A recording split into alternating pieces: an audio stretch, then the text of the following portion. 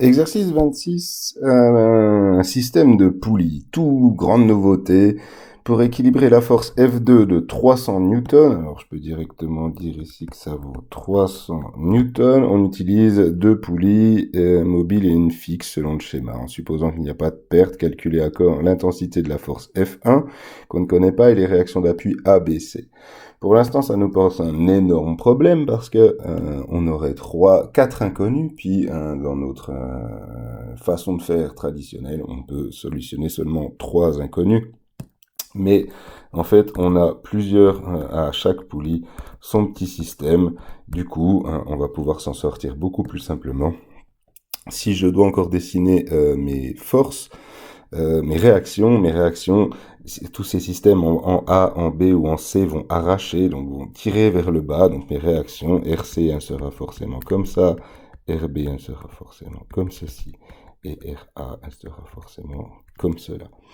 À partir de là, il faut prendre ce qu'on a et puis regarder ce qu'on peut faire. Ce qu'il faut comprendre d'une part, c'est la théorie. Si on a une poulie et puis on a deux brins, puis si on a l'équilibre, ma force 1, ma force 2, puis si rien ne bouge, je suis obligé de dire que F1 est égal à F2. Ça, j'enlève la fin, c'est, comment dirais-je, moi, quoi que si je peux mettre le vecteur, il n'y a pas de problème. Puis, en fait, après, ce qui retient ici, cette réaction R, ben, elle est forcément, par une somme des forces en Y, si je prends mon axe Y, R, ça sera forcément égal à F1 plus F2. Donc, ça sera 2 F1 si je veux bien. Donc, une fois qu'on a compris ça, on peut s'attaquer à nos systèmes petit à petit. Et je commence par la partie gauche, même si c'est là que j'ai pas d'informations, je pourrais commencer autrement, effectivement.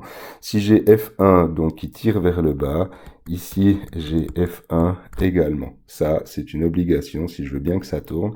Puis si je me le mets en Y, donc je sais que ma réaction A qui est ici, hein, ma réaction A, elle est égale à 2 F1. Ça, c'est une première indication qui ne me pose pas de souci. Si maintenant je viens un peu plus bas, il faudrait que je sache ce qui pèse ici. Et puis là, ça, je vais l'appeler F3 parce que j'ai déjà F1, F2 qui sont utilisés. Donc c'est ce qui va tirer vers le bas. Puis donc ici, je vais retrouver mon F3. Si j'ai F1 dans l'autre brin, dans le brin de gauche, même si là je le vois contre le bas, si je vois une tension dans un brin, je peux la voir des deux côtés, je peux l'appeler F1' si je souhaite, ou F1'. Donc je le retrouve forcément aussi ici. Donc F1', je l'ai forcément là. Et ce F1, ça va aussi me donner ma réaction ici en B, parce que ma réaction en B, c'est bel et bien ce qu'il y a dans ce brin-là. Ma réaction en B donc, vaut aussi F1 en valeur absolue. Et puis maintenant, je peux aller voir là, tout en bas, sur ma dernière partie du schéma. Si ici j'ai 300 newtons qui pèsent, d'accord, donc forcément, ici j'ai F3. Donc forcément, ici, enfin j'ai F3, c'est la poulie qui a F3. Donc si je regarde à ce moment, de ce côté-là du câble, j'aurai aussi F3' qui va la même valeur, puis aussi ici F3'. Donc du coup, je sais que j'ai F3' plus F3', moins F2 est égal à 0. Donc je peux simplement dire que F3, c'est F2 sur 2. Donc ça me vaut 150 newtons. Et puis ces 150 newtons, c'est aussi ce que je retrouve ici. Donc j'ai directement RC qui vaut 150 newtons sous 90 degrés si je veux bien mettre sa forme vectorielle. Donc ça, c'est en ordre. Puis maintenant, si je remonte d'un étage, si j'ai F3 qui vaut 150 newtons, ici, ben, mon F3, il vaut 2 F1 ou 2 F1' si je l'ai noté comme ça. Donc F1', il vaut 150 newtons divisé par 2. donc 75 newtons, ce qui est aussi ma valeur de RB. RB, ben c'est égal, si je prends en vectoriel, c'est 75 newtons sous 90 degrés. Puis maintenant, je remonte encore d'un étage pour regarder ici. Et puis, RA, je sais que ça vaut 2F1.